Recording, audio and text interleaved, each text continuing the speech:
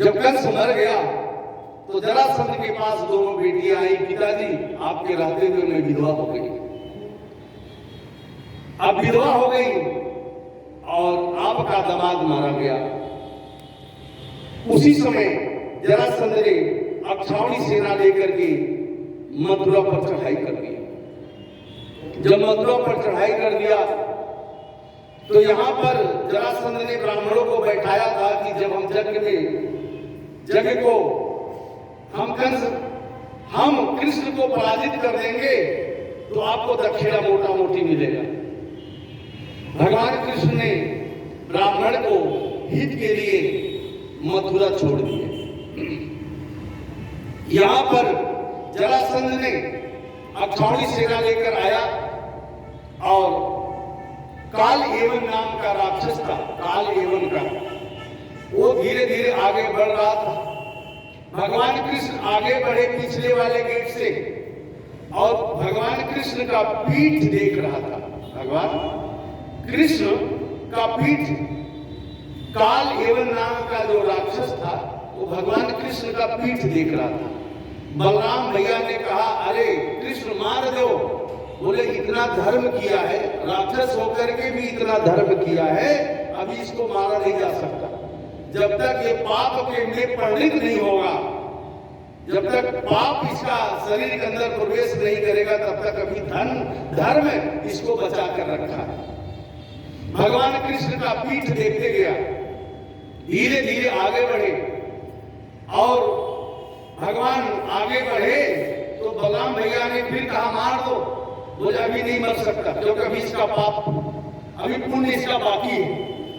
तो पुण्य बाकी है तो भगवान का पीठ और देखते गया, भगवान का पीठ देखते गया और आगे चल करके मेरे गोविंद ने गुफा में प्रवेश कर गए। एक गुफा में प्रवेश कर गए। वहां पर एक मुचकुंद नाम का व्यक्ति सोया था। मुचकुंद नाम का व्यक्ति सोया हुआ था। वहां पर काल एवं नाम का जब राक्षस गया, काल एवं नाम का जब राक्षस गया तो अपने पैरों से एक ठोकर मार दिया।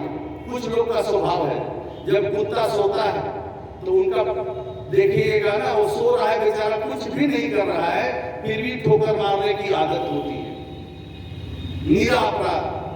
अब वो काल, अब यहां पर मुचकुंद सोए हुए थे। काल एवं का जो एवं राक्षस था, अब मुचकुंद के ऊपर एक पैर से प्रहार कर दिया। मुचकुंद ने जब आंख खोला, आंख खोलते ही काल एवं नाम का जो राक्षस था वो जलकर भस्म हो गया। इसलिए काल एवं तप में, यज्ञ में इतना बड़ा तप है, इतना बड़ा बल है। जब आप यज्ञ करते हैं, भागवत करा रहे हैं, इससे बड़ा ये आंख है। आंख, ये भागवत होने समाप्त होने के बाद आपका पितृ हमेशा हमेशा के लिए भगवान के चरण में चला जाएगा। ये भागवत है। भागवत सुनने से पितृ का जो कल्याण होता है, ये हमेशा जो रो रहे हैं, जो उनका आंस गिर रहा था अब तक, जो भटक रहे थे, प्रेत बनकर भटक रहे थे, कोई प्रेत बनकर भटक रहा था, कोई कुछ भी बनकर भटक रहा था, भूत प्रेत बनकर भटक रहा था, उसे पानी जल भूख सब लग रही थी। आज वो पितृ आपका तृप्त हो गया।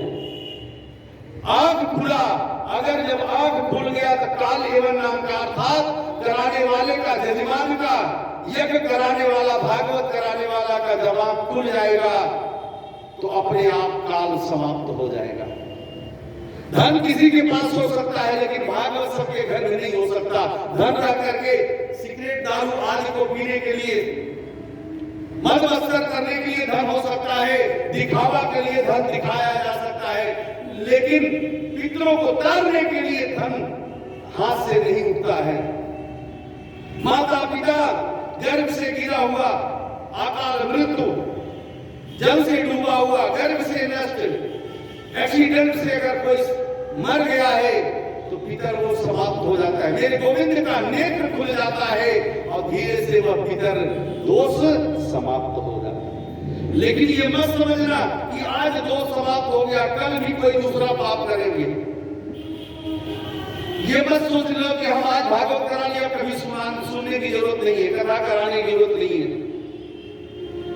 कल भी पाप करोगे, कथा समाप्त हो जाएगा, फिर भी पाप शुरू हो जाएगा। वो धीरे धीरे पितर में मिल जाएगा, फिर वो बढ़ जाएगा।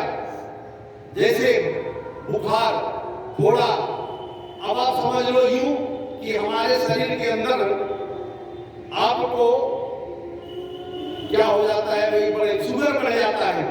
अब 300 शुगर, 200, 500 दवा खाओगे तो कंट्रोल रहोगे, परहेज करोगे तो कंट्रोल रहोगे। इसलिए शुगर तो सब में है, लेकिन वो शुगर जब बढ़ जाएगा तो इंसुलिन भी लेना पड़ता है, अंत में किडनी सारा चीज सिस्टम फेल हो जाता है। तो ये मत समझना कि हम आज भागवत हो गया, कल भागवत नहीं सुनना, धर्म नहीं करना, कुत्ते होवे को करना पड़ेगा। इसलिए भगवान आगे यहाँ पर मेरे गोविंद जो काल एवं नाम का राक्षस था, मुचकुंद ने जब आंख खोला तो काल एवं नाम का राक्षस जलकर भस्म हो गया। यानी ये भागवत सुनने से आपके अंदर अहंकार समाप्त हो गया, आपके अंदर मत मत्सर समाप्त हो गया। क्योंकि ये कथा सुनने से जीव का अच्छाई बुराई समझ में आ जाता है। काल एवं नाम का राक्षस समाप्त हुआ, मुचकुंद ने जब नेत्र खोला, भगवान कृष्ण ने मेरे द्वारिकाधीश मेरे गोविंद ने ऊपर से जोर से छलांग लगाई और कहां पहुंच गए जानते हैं? अपने यदुवंशी को मेरे गोविंद ने कहा, बलराम भैया से कहते हैं अब आपको नई बिल्डिंग बन गई है द्वारिका में, अब आप अपने पूरे यदुवंशी को साथ नाना को लेकर आप यदुवंशी आप वहां पहुंच चलिए द्वारिका में। मैं द्वारिका चल रहा हूं।